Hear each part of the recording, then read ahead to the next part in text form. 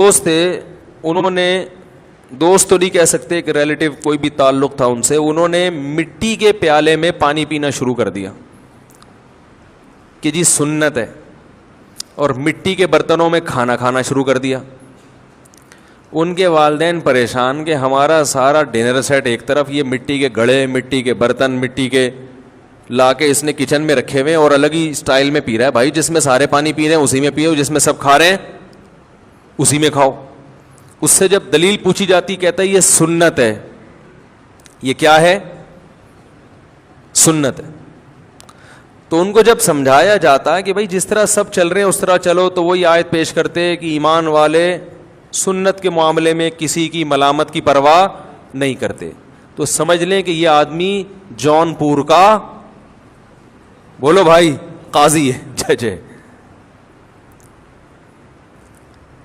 اس میں تو دو رائے نہیں ہو سکتی کہ جن چیزوں کو نبی نے استعمال کیا صحت کے حوالے سے ان کا آلٹرنیٹ بولو نا نہیں ہے. مٹی کے برتن میں کھانا, مٹی کے برتن میں پکانا, مٹی کے برتن میں پانی پینا, یہ صحت کے لیے بہت مفید ہے, اس میں دو رائے نہیں ہے.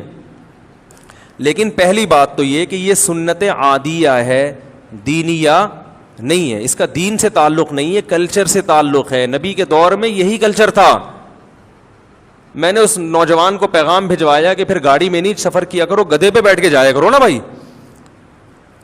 نبی تو ہوائی جہاز اور گاڑیوں میں سفر نہیں کرتے تھے, گدھے کی سواری کرتے تھے, تو آپ گدھے پہ جایا کرو. ہو سکتا ہے اب تک گدھا آ گیا ہو. ہم نے تو یہ سمجھانے کے لیے کہ, لیکن جب ایسے لوگ بہت ہی متشدد ہوتے ہیں تو ان سے کوئی بید نہیں ہے کہ وہ گدھا بھی خرید لیں. کیا خیال ہے؟ وہ گدھا بھی خرید چکے ہوں گے اب تک. تو یہ وہ لوگ ہوتے ہیں جن کو مذہبی رہنما اس ٹائپ کے ملتے ہیں, جن کے پاس علم ہوتا ہے مگر تفقع اور بصیرت نہیں ہوتی. ان کو یہ پتہ نہیں ہوتا کہ کون سی سنت کی کیا حیثیت ہے. علم ہوتا ہے, فقاہت نہیں ہے, بصیرت نہیں ہے کہ کس حکم کی شریعت میں کیا حیثیت ہے. تو مٹی کا جو برتن ہے, نبی صلی اللہ علیہ وسلم نے اگر مٹی کے برتن استعمال کیے تو اس زمانے میں استعمال ہی کیا ہوتے تھے؟ بولو نا بھائی, مٹی کے برتن ہوتے تھے. آپ یہ کہہ سکتے ہیں کہ بھائی چلو دینی سنت نہیں ہے, کلچر کے لحاظ سے ہے, تو محبت کا تقاضا تو یہ ہے نا. کیا خیال ہے بھائی؟ بھائی محبت کا تقاضا ہے کہ نبی نے جو کام جیسے کیا میں ویسے کروں. تو یاد رکھو محبت کا تقاضا بھی اس وقت ہے جب آپ کا کلچر اسے قبول بھی کرتا ہو, ورنہ رسول اللہ صلی اللہ علیہ وسلم نے یہ کرتے اور شلوار یہ جو آج کل جس حساب سے لباس چل رہا ہے بیائی, یہی لباس نہیں تھا عرب کا. جبہ پہنا ہے, اب آپ یہاں جبہ پہن کے گھومنا شروع کر دو. میں نے ایک وقت میں مجھے شوق ہو گیا تھا جبے کا, تو ہر دوسرا آدمی مجھ سے پوچھتا تھا دبئی سے کب آئے ہیں آپ؟ وہ سمجھتے کوئی دبئی کے شیخ ہیں. ہم نے کہا یار جو سمپل سب کا ڈریس ہے وہی پہنے آدمی, خام ہمیں اپنے آپ کو نمایاں کیوں کر رہے ہو بھائی؟ عرب میں جو لباس عام تھا, نبی نے کوئی نیا ڈریس متعارف نہیں کروایا.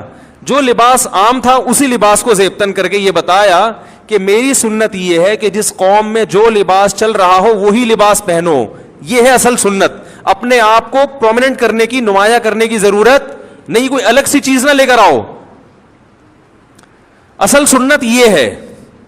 نہیں یاری بات میرا خیال ہے.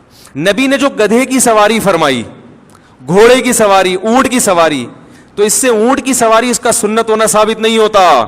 اس سے یہ ثابت ہوتا ہے کہ جس قوم میں جس قسم کی سواریوں کا رواج ہو تو ان اس وسائل اور ان ذرائع کو استعمال کرو.